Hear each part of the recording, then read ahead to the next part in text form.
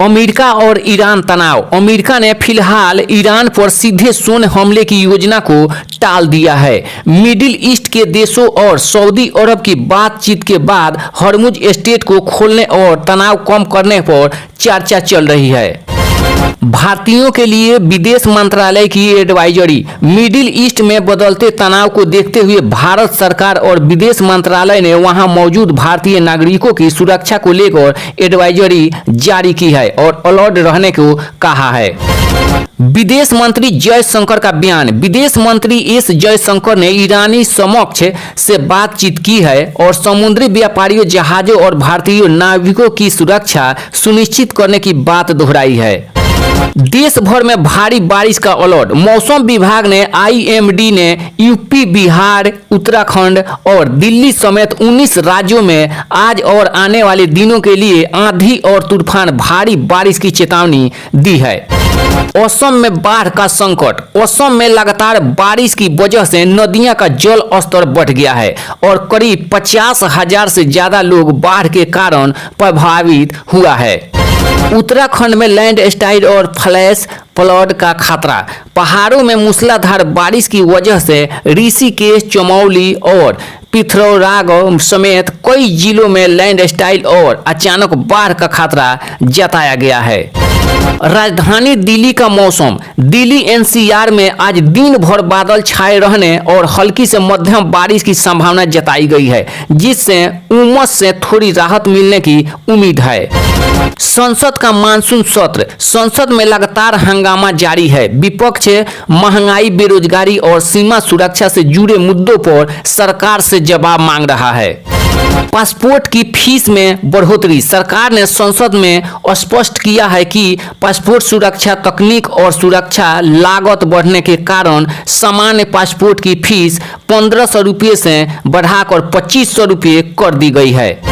त्रिपुरा में बैंक रहे बंद। आज त्रिपुरा में केर पूजा के कारण सभी बैंक बंद रहे, जबकि देश के बाकी राज्यों में बैंकिंग सेवाएं सामान्य रूप से जारी रही है।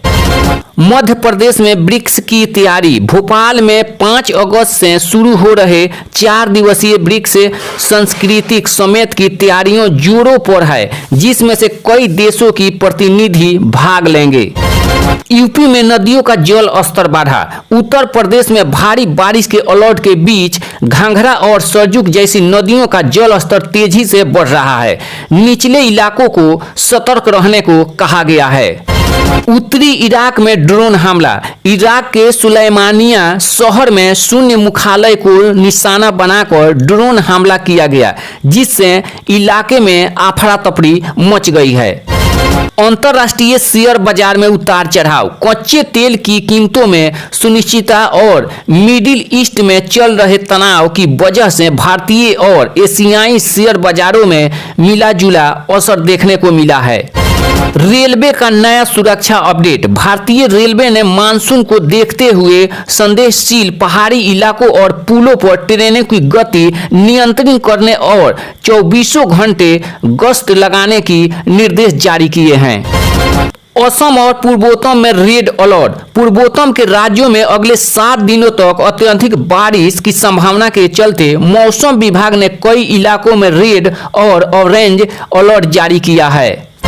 साइबर क्राइम पर गृह मंत्रालय की सख्ती। ऑनलाइन ठगी और डिजिटल अरेस्ट जैसे मामलों को रोकने के लिए गृह मंत्रालय ने नए हेल्पलाइन नेटवर्क और त्वरित खाता फ्रीज करने के तंत्र को और मजबूत किया है।